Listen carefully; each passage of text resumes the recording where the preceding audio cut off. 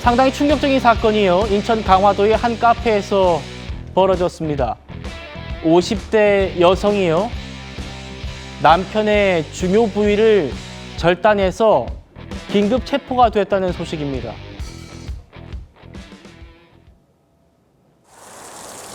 자, 권상희 평론가님. 충격적인 소식입니다. 50대 아내가 남편의 주요 부위를 절단해서 지금 긴급 체포가 됐다. 어떤 소식이에요? 오늘 오전 1시에 이 사건이 발생을 한 건데요.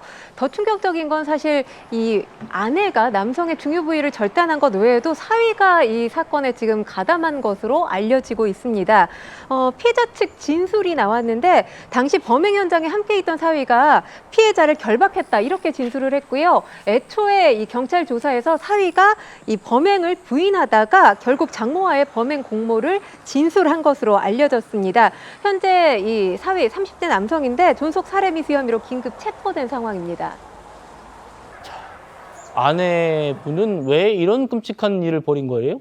남편의 외도가 의심돼서 범행을 저질렀다 이런 취지로 진술한 것으로 알려졌는데요. 범행 당시에 이 여성 A씨 음주 상태는 아니었던 것으로 파악이 됩니다. 이들 부부가 별거 중인 것으로 지금 알려지고 있는데요. 그렇다면 이 지금 사건이 발생한 장소가 카페였단 말이에요. 카페에서 어떻게 이런 일이 발생할 수 있지? 많은 분들이 의구심을 가질 텐데 이 카페가 영업을 중단한 곳이었고요. 카페 주인과 친분이 있었던 피해자, 그러니까 남편이죠. 일주일 전부터 이 카페에서 숙식을 해결하고 있었던 것으로 전해집니다. 자, 이 중요 부위가 절단된 이 남편분은 지금 어떤 상태랍니까?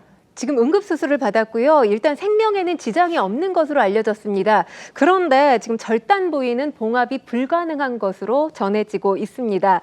이 아내가 범행 이후에 사위와 집으로 돌아갔고요. 남편이 카페 밖으로 나와서 지나가던 택시 운전기사에게 119에 신고해달라 이렇게 요청을 했다고 합니다. 사건 직후 병원으로 이송돼서 응급수술을 받았지만 말씀드렸다시피 지금 봉합이 불가능하다 이렇게 전해지고 있습니다. 지금 경찰은 구체적인 사건 경위를 조사 중에 있습니다. 예.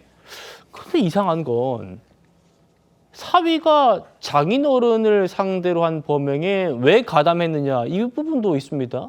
전문가 분석 한번 들어볼까요? 보통 이건 이제 뭐 피학대 증후군이라고 많이 표현을 하죠. 가정폭력이라든가 뭐 이런 것들에 노출됐을 가능성이 높은 사람들한테 나타나는 극단적인 폭력 상태 혹은 폭력적 심리 아니면 자포자기적 폭력 심리 이런 것들을 다 포함해서 피학대 증후군 이렇게 얘기를 해요. 이분도 그렇게 됐을 가능성이 높죠. 단순히 의심만 가지고 이런 행위를 하는 경우는 거의 없어요. 외도라고 하는 것은 학대죠. 물리적 학대라기보다는 심리적인 학대와 연결되는 학대일 가능성이 높죠. 그건 거의 100%라고 봐요. 공감적 동조로 인해서 어머니한테는 딸, 그리고 딸과 연결된 사위. 이게 보통적인 이와 유사한 많은 사건에 공통적으로 나타나요. 그러니까 딸이 도와주지 못하니까 딸의 남편인 사위가 그것을 뭐 동정하거나 아니면 암묵적 또는 방조적 그렇게 나타나는 것이 흔한 방식이에요. 방조적 동조 혹은 묵인적 동조 계속 바람만 피고 다니고 그러는 걸 오랫동안 봐왔을 가능성이 높아요. 그래가지고 경찰도 지금 딸도 범행이 가담했는지 이걸 조사 중이라는 거군요. 그런데 정혁진 변호사님, 경찰이 이 사건 적용한 혐의가 상해가 아니라 살인 미수라고 하더군요.